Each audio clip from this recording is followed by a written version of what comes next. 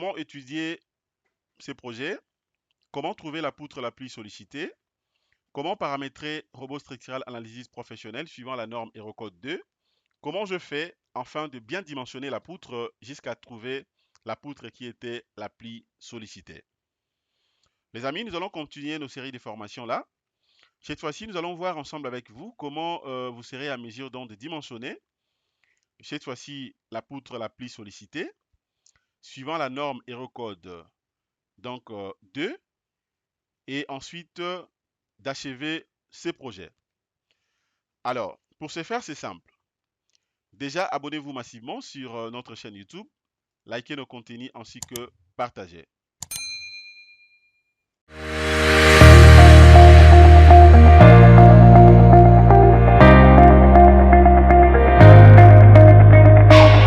Audio Jungle. Audio Jungle.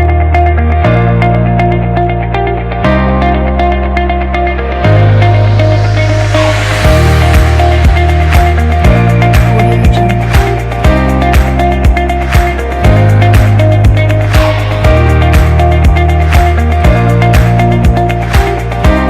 Audio Jungle.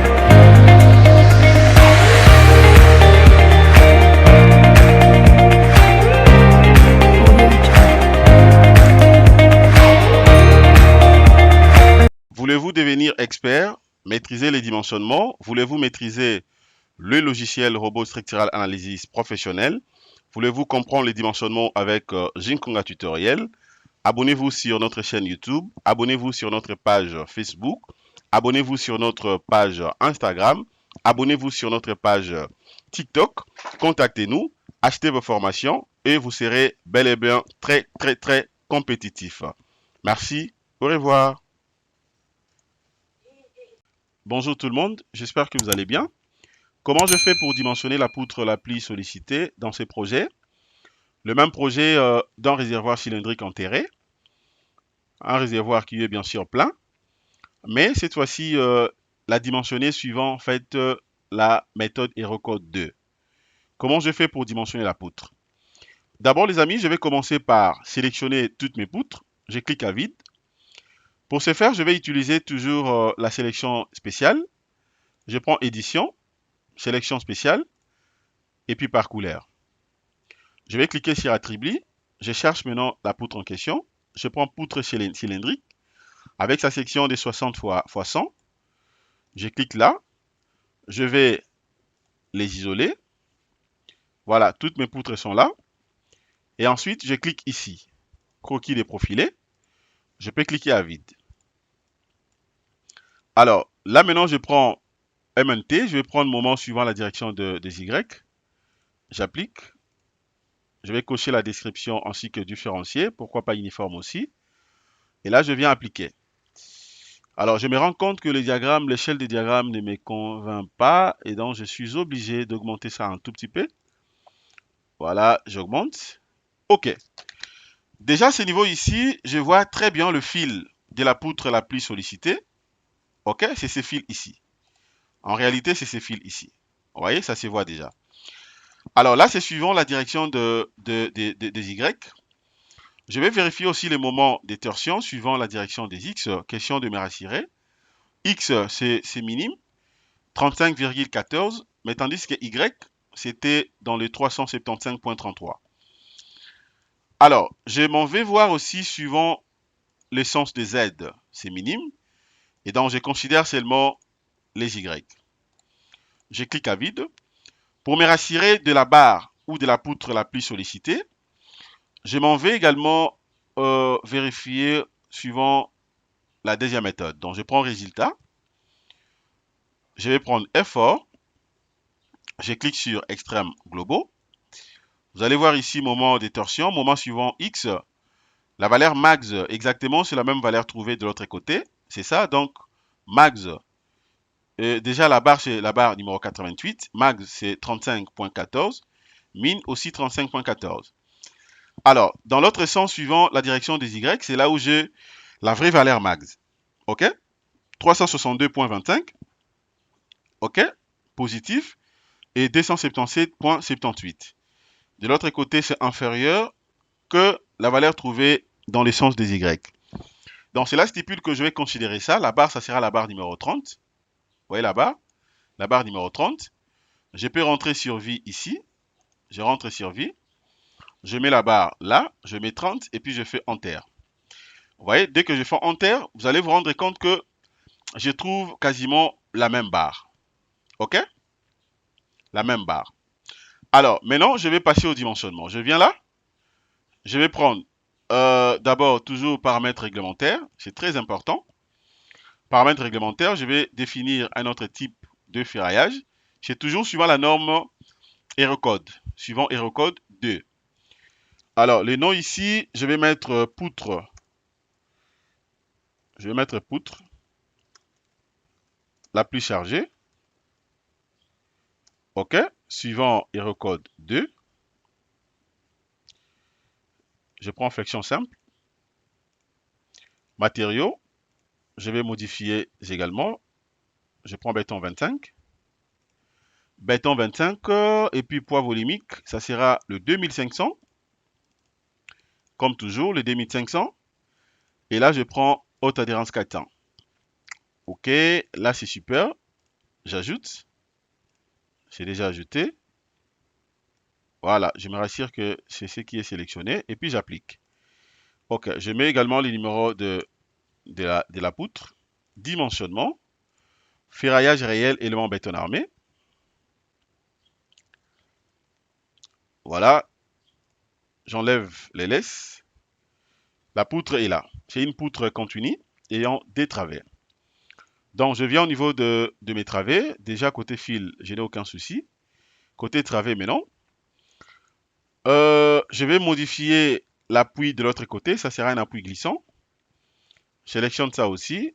À la fin également, ça sera un appui glissant. Pour créer la stabilité. Ensuite, c'est déjà bon. Je peux maintenant évoluer. Je prends paramètres de l'étage. Classe du millier. Je considère toujours la même classe, qui est le poteau ou la colonne. H du béton. OK, je laisse tout tel que défini. Vous avez donc H du béton jusqu'à 50 ans. H du béton au moment justement de la charge, ça sera dans des 3 jours. H du béton après l'érection de la structure, je garde toujours le 28 jours tel que nous le savons. Alors, l'humidité justement relative au millier, je laisse 45. Là, je refuse de définir les coefficients de fliage du béton, ainsi que les coefficients des recommandations, le FFB. Voilà, la classe de la structure aussi, je laisse par défaut. Je n'ai rien à modifier ici.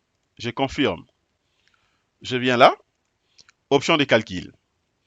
Dans l'option de calcul ici, d'abord les calculs de la flèche.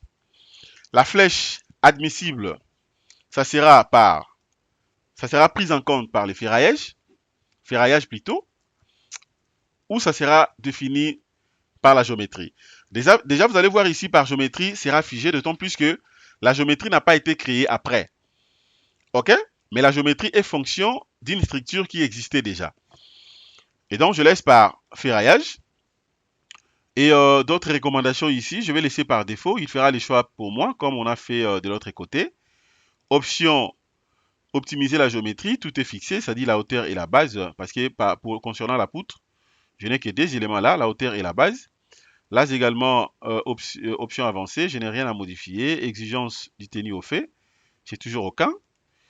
OK, disposition sismique, je ne suis pas dans les cas où, bien sûr que je suis en train d'utiliser la norme Aerocode, mais seulement le projet où la poutre ne sera pas réalisée dans un terrain ou dans une zone sismique. Et donc, je n'en ai pas besoin. Absente. OK, vous allez voir ici absente. OK, donc je vérifie ça. Et ensuite, maintenant, je viens sur béton. Tout est déjà bien arrangé. Je vais prendre seulement confirmer le 2500. Diamètre du granulat qui prédomine ici, ça sera les barres des 14. Diamètre est 14. Haute adhérence, je prends haute adhérence 400. Barre, je prends barre des 12. Haute adhérence 400. Pour les cadres, je prends barre des 6. Armature additionnelle, je prends barre des 6. Non, armature additionnelle, ça prend justement le même type de barre que l'acier longitudinal. OK? Vous allez voir que ici, c'est beaucoup plus clair, d'autant plus que je suis en train d'utiliser, voire même un logiciel purement pro, Robot Structural Analysis Professionnel 2024. Ok, donc c'est une version presque déjà vraiment récente. Ok, je confirme. Ensuite, option de calcul, c'est là où je viens d'être tout à l'heure, disposition de ferraillage. Le ferraillage, ça se fera par fil, vu que j'ai des travées. Et puis, je n'ai pas besoin de barre bateau. Là également, je vais laisser par défaut. Nombre des lits dans le faisceau ici, je vais prendre 3. Bon, par rapport à la section, oui, je vais prendre 3. Confirme 3. Partie supérieure, ici également, je prends 3. Non, non, d'ailleurs, je pouvais prendre même DD. Hein. D, ça m'arrange. Je prends DD, lit incomplet autorisé. Transversal. Les appuis ici, la base de mes appuis. Je vais décocher en fait appuis en maçonnerie. Mes appuis, ce sont justement des colonnes. Ok, la section de la colonne qu'on vient de dimensionner, c'était des 70 carrés, donc ça sera 70 comme appui. Je confirme.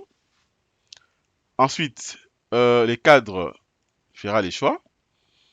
Je vais épingler les armatures contre le poussé au vide. La poussée au vide, je confirme de l'autre côté. Crochet, je prends 10 cm. Et puis OK. La réservation, je n'en ai pas besoin. Donc, dans ce projet, il n'y a pas de réservation côté poutre. Je vais prendre maintenant analyse, paramètres de dessin, question de me rassurer que tout est bien là-bas. OK, c'est super. Et je lance les calculs. Voilà, j'ai patienté. OK, super.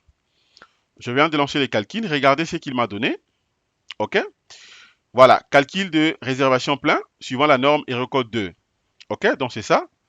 Aerocode 2, calcul des réservoirs plein. Réservoir enterré, mais bien sûr plein. OK, donc c'est super. C'est comme ça que vous serez aussi à mesure de dimensionner en fait la poutre la plus chargée, la suite et de l'autre côté.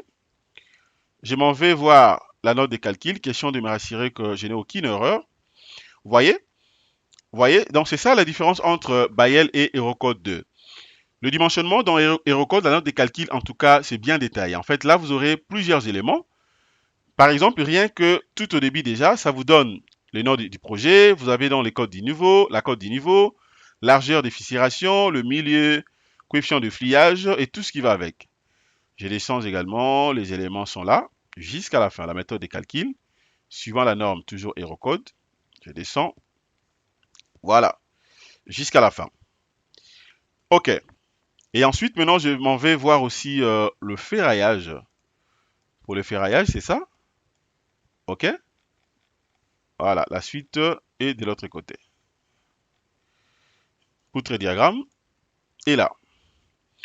Poutre diagramme est là. Vous pouvez vérifier aussi, par exemple, les ratios, tout en tenant compte de la poutre. C'est une poutre continue.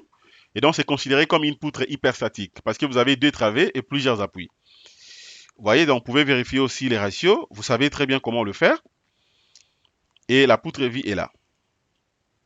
Voilà. Et donc, les amis, c'est ce que je voulais partager ensemble avec vous durant notre formation. OK? Achetez vos logiciels auprès de Jinkunga Tutoriel, car vous ne serez jamais déçus. OK? Il y aura bien sûr de l'assistance après l'achat, pendant l'installation, pendant les cracks et tout ce qui va avec. Voilà, excellente journée, au revoir.